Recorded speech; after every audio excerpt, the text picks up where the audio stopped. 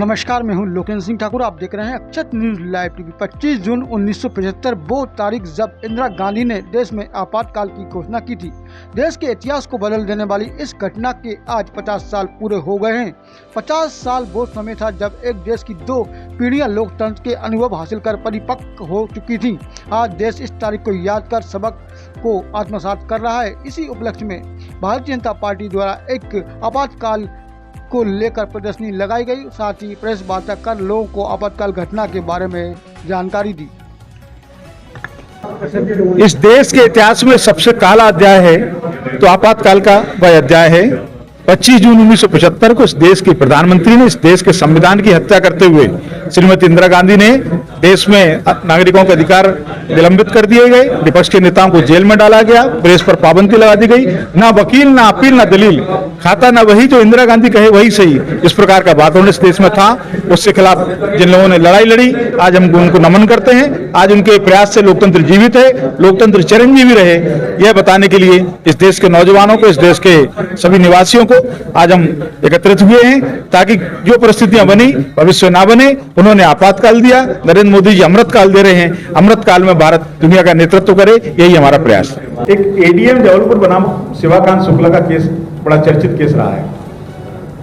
आपातकाल के दौरान अगर किसी नागरिक को गोली मार दी जाए तो एक सरकार का अधिकार था। ये उस समय की सरकार ने कोर्ट में कहा है। जब वहां बंदी प्रत्यक्षीकरण याचिका लगाई गई तो इसको छोड़ा जाए तो उन्होंने कहा कि किसी नागरिक के कोई अधिकार नहीं है। ये बहुत बड़ा उसका केस है और उस समय के न्यायाधीशों ने बहुमत से माना कि हाँ सरकार सही कह रही है। केवल एक न्यायाधीश थे, हंसराज खन्ना जी, जिन्होंने इसके विपक्ष में निर्णय दिया और उसका सजा उनको ये मिली कि वो भारत के मुख्य न्यायाधीश नहीं बन सके। ऐसी भी घटना उस समय हुई है। और खन्ना से मुझे ध्यान आया, किशोर कुमार के बारे में हम सब जानते हैं। किशोर कुमार इस देश के बहुत प्रख्यात गायक, हम सब लोग उनको मान सम्मान देते हैं। उनको जब सरकारी कार्यक्रम में बुलाया गया और किशोर कुमार ने आने से मना कर दिया तबीयत खराब होने के कारण, तो 1 साल तक किशोर कुमार को कोई फिल्म नहीं मिली। उनके गाने दूरदर्शन और आकाशवाणी पर प्रसारित नहीं हुए। और ये सब करामात करने वाले थे भारत सरकार के तत्कालीन दूरसंचार मंत्री, मध्य प्रदेश के कांग्रेस के नेता विद्याचरण शुक्ला। इससे ज़्यादा विडंबना की बात और क्या होगी। देश ने आपातकाल को भुगता है। गुनाह में भी अनेक लोग हैं जिन्होंने उन सब परिस्थितियों को झेला है। लोग मीसा में बंदी होते थे, लौट कर आएंगे कि नहीं आएंगे इसकी कोई गारंटी नहीं थी। ऐसा समय इस देश ने देखा को लेकर आज हम सब एक ऐसे काले दिन को स्मरण कर रहे हैं जो भारत के लोकतांत्रिक इतिहास में काले अध्याय के रूप में दर्ज है। आज आपातकाल को लेकर आयोजित पत्रकार वार्ता में हमारे बीच में उपस्थित हैं श्री प्रदेश कार्य समिति सदस्य भारतीय जनता पार्टी के वरिष्ठ नेता श्री सुरेंद्र कुमार शर्मा जी, जो हमारे बीच में प्रदेश से यहाँ पर उपस्थित हुए हैं। इसी के साथ ही पत्रकार वार्ता में हमारे बीच में उपस्थित हैं भारतीय जनता पार्टी के जिला अध्यक्ष माननीय श्री धर्मेंद्र सिंह सिकरवार जी, गुना के लोकप्रिय विधायक माननीय श्री पन्नालाल साकी जी, नगर की प्रथम महिला श्रीमती सविता अरविंद गुप्ता जी और आपातकाल के जिले के हमारे संयोजक माननीय श्री अशोक शर्मा जी, उपस्थित सभी पत्रकार साथियों का स्वागत, वंदन, अभिनंदन है। मैं हमारे मंचासीन अतिथियों से आग्रह करूंगा कि वो आपातकाल के काला अध्याय पर प्रकाश डालने की कृपा करें। आज यहाँ भी एक विशेष संदर्भ में एकत्रित हुए हैं।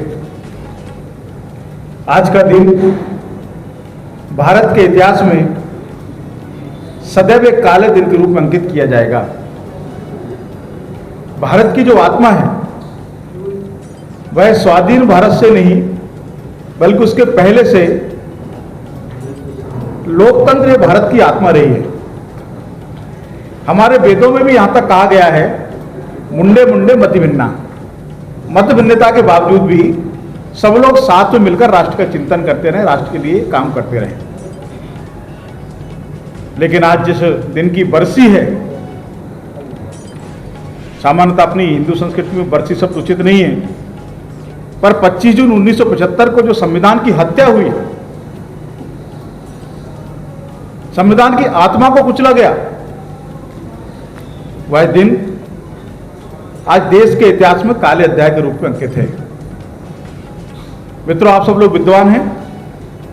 इस देश में जब कोई कानून बनाना होता है या राष्ट्रपति शासन ही लागू करना है या आपातकाल ही लागू करना है, तो इस देश की कैबिनेट से उसकी अनुमति लेना अनिवार्य होती है।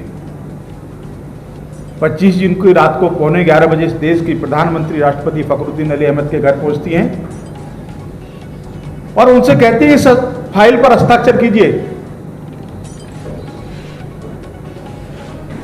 कोई कैबिनेट नहीं, कोई किसी से चर्चा नहीं, राष्ट्रपति को हस्ताक्षर करने के लिए मेरा आरोप है मजबूर किया जाता है और मजबूरी में राष्ट्रपति 25 जून की रात्रि में आपातकाल लागू करते हैं।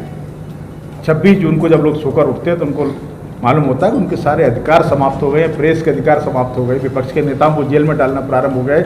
और 25 जून की रात को, आप तो सब लोग मीडिया वाले हैं, उस समय इलेक्ट्रॉनिक मीडिया थी नहीं, प्रिंट मीडिया के अखबारों की बिजली काट दी गई ताकि आपातकाल का समाचार ना छप सके। और केवल इसलिए देश आर्टिकल 352 का उपयोग किया गया। अनुच्छेद 352 तब लगाया जाता है जब देश की सुरक्षा को गंभीर खतरा उत्पन्न हो, कोई विपक्षी देश हमला कर दे, देश में गृह युद्ध की स्थिति आ जाए, अशांति का वातावरण निर्मित हो जाए। ऐसा कोई कारण 25 जून 1975 को नहीं था।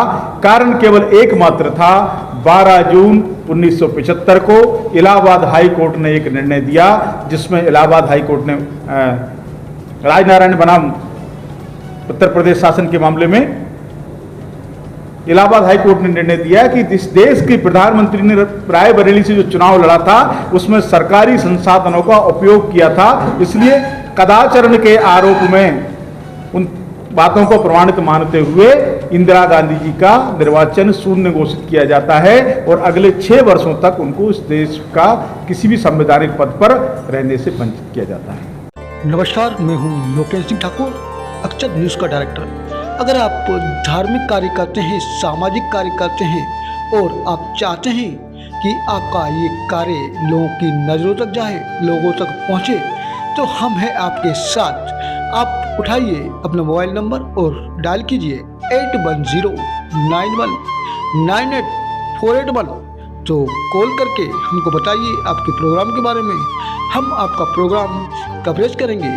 अगर हम नहीं आएंगे तो आप हमारे व्हाट्सएप नंबर पर अपने वीडियो डालें, हम उसको ज़रूर लोगों तक पहुंचाएंगे। हमारा व्हाट्सएप नंबर है 8109198481। तो देखते रहिए अक्षत न्यूज़ लाइव टीवी, अपनों के साथ अक्षत न्यूज़ लाइव टीवी।